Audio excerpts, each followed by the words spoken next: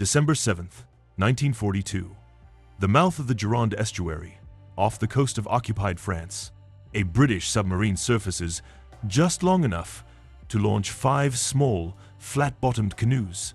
built from little more than canvas, stretched over a lightweight wooden frame, each carrying 2 Royal Marines and roughly 150 pounds of equipment. Their destination is Bordeaux Harbor, 60 to 70 miles upriver, one of the most heavily defended ports in occupied Europe, patrolled by more than 30 German naval vessels. Their mission is to paddle the entire distance under cover of darkness, hide on isolated riverbanks by day, and plant limpet mines by hand on merchant ships supplying the German war machine. Of the 10 men who set out that night, only 2 will make it home. This is the story of Operation Frankton, remembered to history as the Cockleshell Heroes. By late 1942, Bordeaux had become one of the most important ports left to Germany on the French Atlantic coast, handling a steady flow of blockade-running cargo ships bringing in raw materials,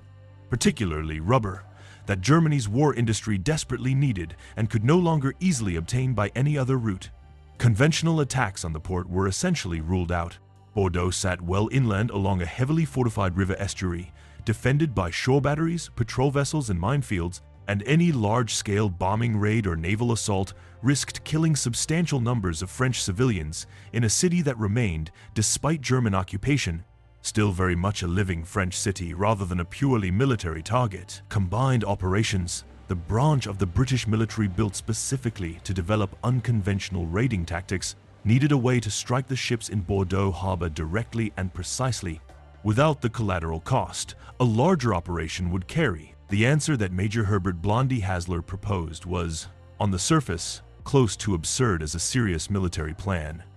Rather than send in commandos by conventional landing craft, which stood no realistic chance of getting anywhere near Bordeaux undetected, Hasler's Royal Marines Boom Patrol Detachment would be inserted by submarine at the mouth of the estuary, and from there, paddle the entire distance to the target themselves. In small 2-man folding canoes nicknamed cockles, carrying limpet mines to attach directly to the hulls of enemy ships by hand, it meant roughly 70 miles of paddling through hostile, heavily patrolled waters, navigating strong tidal currents, hiding under camouflage netting on riverbanks through daylight hours while German patrols searched the area, and doing all of it silently enough that a sentry standing on the deck of a ship being mined might never notice the 2 men working just beneath the waterline. Even by the standards of combined operations, which had already sanctioned raids few conventional commanders would have approved, this plan carried odds close to a coin flip on whether any of the 10 men involved would come back alive. 6 canoes and their crews departed Britain aboard the submarine HMS Tuna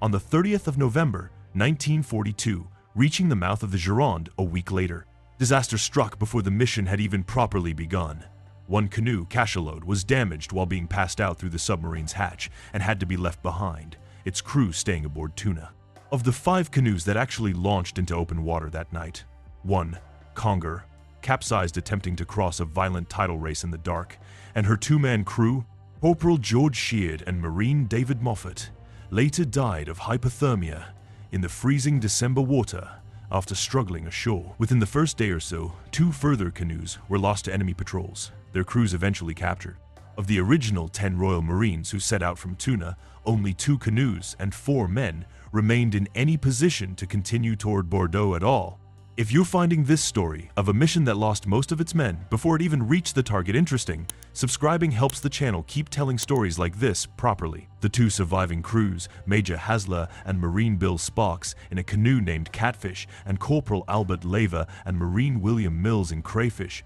pressed on regardless, paddling through 4 to 5 nights of continuous effort, hiding under camouflage during daylight hours as German patrols searched stretches of riverbank uncomfortably close to where they lay concealed. By the night of the 11th and 12th of December, both canoes had covered the full distance and reached Bordeaux Harbor itself, moving silently between moored German cargo ships in the dark, working past armed sentries standing watch on deck, working with a placing rod designed to lower each limpet mine below the waterline without breaking the surface. The 2 crews attached a combined total of roughly 16 mines across 6 separate ships over the course of the operation, timed to detonate hours later, long after the raiders themselves would, if everything went to plan, already be well clear of the harbor. At one especially tense moment, described afterward by one of the survivors. A German sentry leaned over a ship's rail and shone a torch directly down toward the water where a canoe sat frozen in place beneath him, close enough that the men could hear him moving.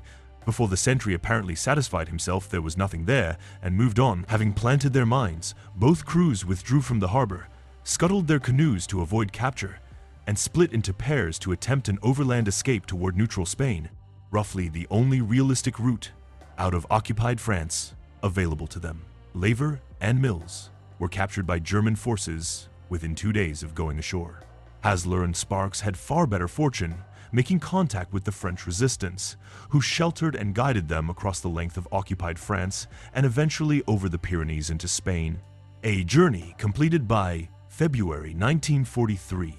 They finally reached Britain again in April 1943, more than 4 months after setting out from HMS Tuna. Of the 8 men captured or otherwise lost during the operation, 6, including Lever and Mills, were executed by German forces after capture, a direct consequence of Hitler's commando order, which decreed that Allied Special Forces personnel taken prisoner were to be shot rather than treated as ordinary prisoners of war. In total, of the 10 Royal Marines who paddled out from Tuna, only Hasler and Sparks survived to tell the story. The mines the 2 surviving crews had planted detonated as scheduled, causing significant damage to 6 ships in Bordeaux Harbor, disrupting the port's operations and the flow of blockade-running cargo through it for a meaningful period afterward. Winston Churchill later described the raid, in terms that have been repeated in various forms ever since, as an operation that had shortened the war by several months through the disruption it caused to Germany's supply of raw materials via Bordeaux,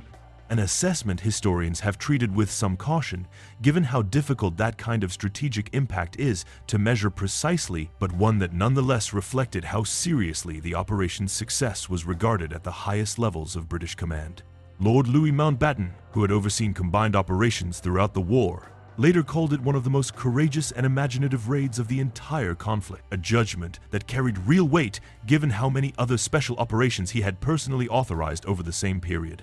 The unit's legacy outlived the 10 men who carried it out directly.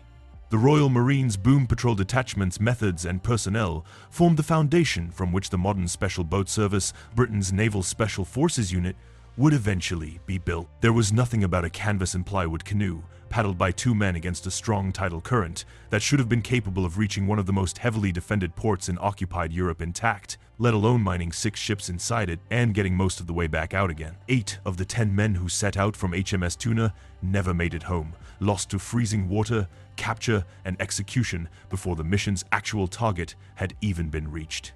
What made the raid succeed regardless was 2 exhausted crews choosing to keep paddling after losing 3/5 of their own force, hiding through daylight hours within earshot of German patrols, and finishing a job that had already, by any reasonable measure, gone about as wrong as a mission could go before it even properly started.